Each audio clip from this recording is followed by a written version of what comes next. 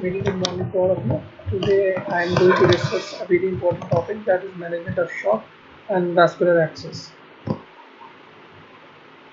First of all, the definition. What is shock? So shock can be defined as a state in which there is a profound and widespread reduction of the affected tissue perfusion, leading first to a reversible and, if prolonged, to an irreversible cellular injury. Coming to the clinical features, there are a variety of varied clinical presentation. It presents with various systemic manifestations, starting from the central nervous system. The patient may present with altered consciousness, restlessness, or irritability.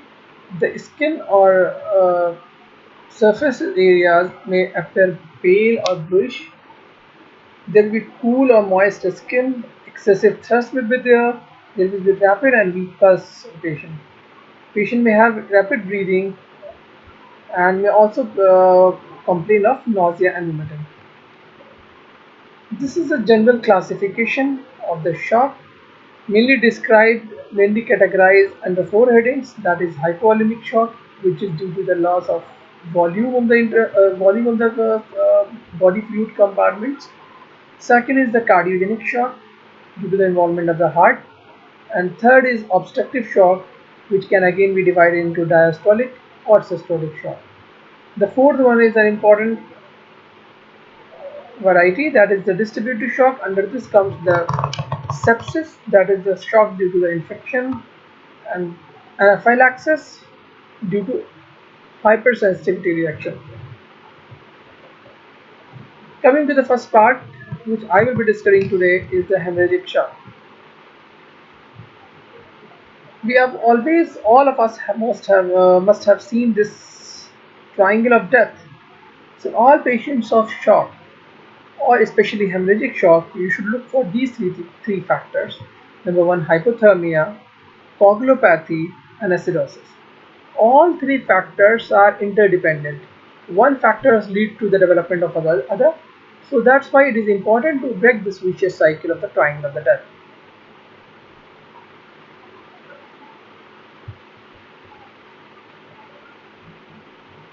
Now these are the various factors and the pathophysiology of how shock can lead to these effects. Actually, what happens, there are certain iatrogenic factors which lead to cold infusion, large amount of volume infusion due to the cold crystallite infusion, that leads to hemodilution, hypothermia, and non-anemic acidosis.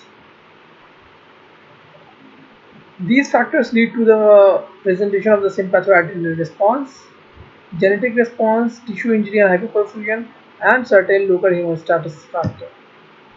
Coming to the grades of shock, there are mainly four grades of the shock: grade 1, 2, 3, and 4. On the basis of loss or percentage of the blood loss, if there is a 15% or less than 15% blood loss, then it is defined as the class 1 shock.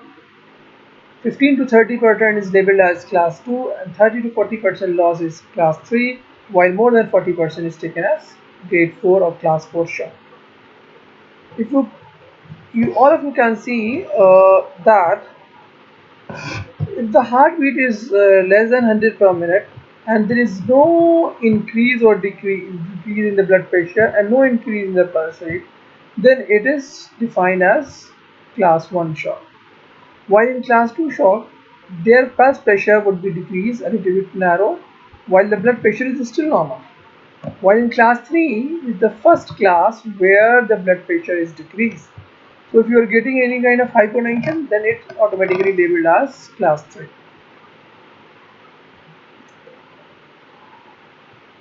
You can also see that there is marked tachycardia in class 2 and class 3. There is no tachycardia or no increase in the pulse rate in class 1 shock. While class 4, there is important signs that are confusion and lethargy. These are the important signs which you can elicit. Coming to the laboratory investigations, all patients of hemorrhagic shock, you should always go for arterial blood gas sampling to look for any kind of hemodynamic or metabolic derangements. Hemoglobin and hematocrit should be evaluated so as to decide whether blood transfusion should be done or any kind of fluid is enough. Coagulation studies should be done to assess any kind of hemodilation and coagulation abnormalities which are very common in these patients. Again, electrolyte abnormalities, a certain radiologic investigation can also be done. Now these are the various sites of bleeding and the diagnostic modalities. If you have a chest injury, then chest radiography, thoracostomy tube and chest CT scans are important diagnostic modalities. In abdomen, the FAST is an important one apart from the physical examination, and then finally gold standard is CT scan and peritoneal lavage. Retroperitoneal injuries can be diagnosed with the help of CT scan and angiography, while long bones can be by the help of physical examination and plain radiography. Coming to the initial management, ABC is the protocol which all of us should follow in any kind of resuscitation efforts. The first measures to stop the bleeding should be taken. Initial fluids in the form of crystalloid should be given.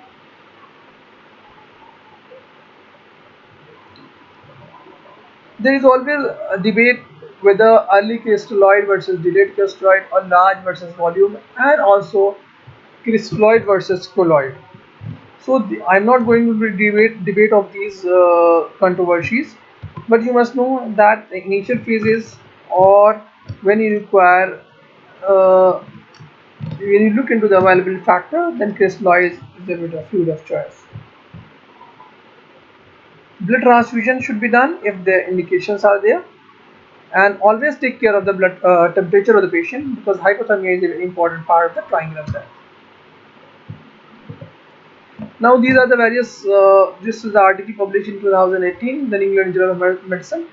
It defines actually the level of care, what are the factors, what are the things you have to do in the pre-hospital care, and what are the things you have to do in the hospital level of care in these patients. If you look at these, the pre-hospital care is the primary prevention and education that like the public should be made aware what are the causes and how you can prevent these kind of bleeding or hemorrhage. While in the pre-hospital intervention, compressible site, tensional site, all the paramedic staff must know that how to stop the bleeding. This should be the priority. That is hemorrhagic identification and control should be the priority. Limited resuscitation, hypothermia prevention, and rapid transport to the medical facility should be the goals of these patients, this level of care. Coming to the hospital, rapid identification of hemorrhagic shock,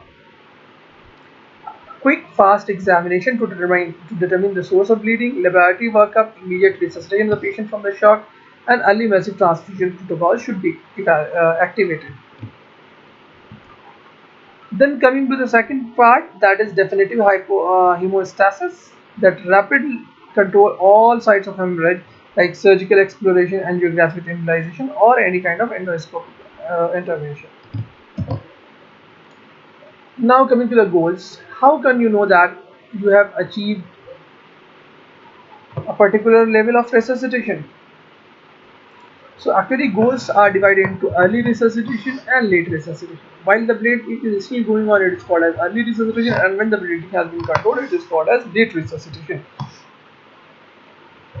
This is the list. I cannot go into the detail, but the main important thing, the systolic blood pressure should be 80 to 100 mm of Hg, while keeping the hematocrit target between 25 to 30%. A platelet count greater than 50,000 is the norm. The important differences in the late resuscitation is the systolic blood pressure level has been made a little bit higher, that is more than 100, which was 80 to 100 in the initial or early resuscitation. While other abnormalities are, while other values are almost more or less similar, the only thing is you have to normalize all the factors or all the various coagulation, electrolyte or body temperature, etc. Coming to the end point of resuscitation, there are four points of resuscitation. If you achieve the cardiac index of 3 liter per minute per meter square, if you achieve a systemic oxygen delivery of more than 500 ml per minute per meter square, or there is an adequate oxygen uptake of more than 100 ml per minute per meter square. And the lastly, if you can get the arterial lactate less than 2 millimolar per liter or base deficit of less than more than minus 2 millimolar per liter with a map of more than 60 and CUP of more than 8 centimeter of water, then these a patient has to be said that they have achieved an endpoint of resuscitation. Coming to the algorithm of use of resuscitators, if there is a shock and CP less than 12, immediately give IV fluids. If it is not less than 12 or it is more than 12, then you have to start vasopressors, that is norepinephrine. If on norepinephrine you have got the or you have achieved the map of more than 65 with a dose of less than 1 mic per kg per minute, then it is called as you can have bomb shock. If you have not achieved, then it is labeled as refractive shock, and you have to look for all the reversible causes like hypovolemia, hypocortisol, acidosis, and if it is corrected, then add epinephrine. Now coming to the warm and cold concept. If there is low systemic vascular resistance, then or there is a severe vasodilation, then it is called as warm shock. If the cardiac output is low while there is no decrease in systemic vascular resistance, then it is called as cold shock. Actually, in cold shock, you have to increase the inotropic action by adding the dobutamine. While in low systemic vascular resistance or there is a vasodilation, then vasopressin is the drug of choice. DCR. This is an important concept that is also called as damage control resuscitation.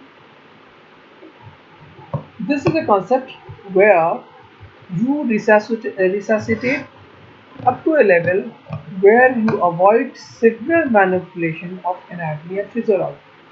What you want to achieve that you want to achieve the resuscitation with minimal manipulation of the hemodynamic status. The main targets are avoid and correct hypothermia, applied directly, delay fluid under the time of definitive hemostasis and selected patient, minimize cryptoid infusion, and use massive transfusion protocol. Avoid delay in definitive surgical endoscopic angiographic hemostasis, minimize imbalances in plasma, obtain functional laboratory measures of coagulation, and selectively administer pharmacological adjuncts to address persistent coagulopathy. Coming to the monitoring part, important, this is a list of non-invasive and invasive monitoring. I'm not going to derail of these things. Coming to the assessment of volume, this is an important concept, whether you want to know whether the patient has adequate volume in the intravascular compartment or not.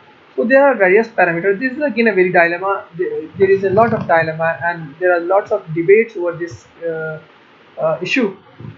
Which parameter is best? But no single parameter. Remember, no single parameter is best. You have to use a group of parameters to label a patient's volume status. Basically, it can be classified into two, that is static and dynamic. The static parameters are central venous pressure, pulmonary artery occlusion pressure, right ventricular and diastolic volume, left ventricular and diastolic artery pressure, global and diastolic volume, etc. While the dynamic one are systolic volume variation, pulse pressure variation, stroke volume variation, systolic pressure variation, IVC collapse, and leg raising test. Thank you.